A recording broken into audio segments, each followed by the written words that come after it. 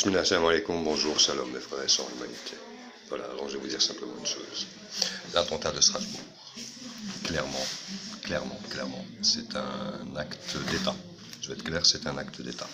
Simplement, la première question qu'il faut se poser, c'est comment ça se fait qu'à partir de 15 heures, le jour du drame, les forces antiterroristes étaient déjà sur place homme de fer.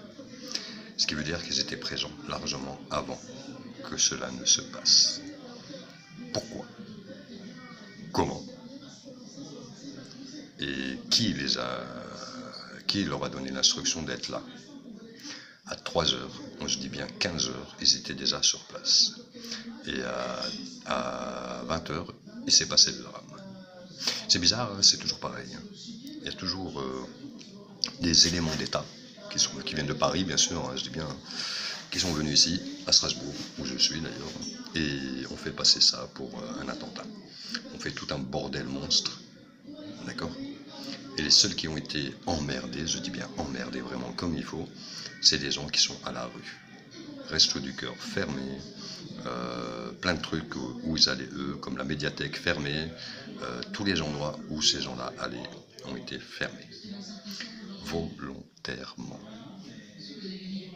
Incroyable quand même.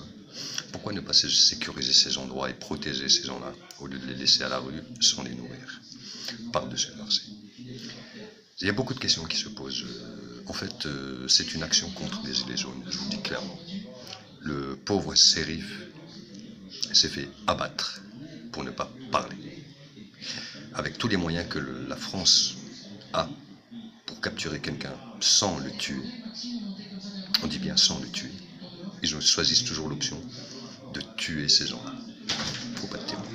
Au final. Bonne journée et à très bientôt. En tout cas, je vous ai donné l'info.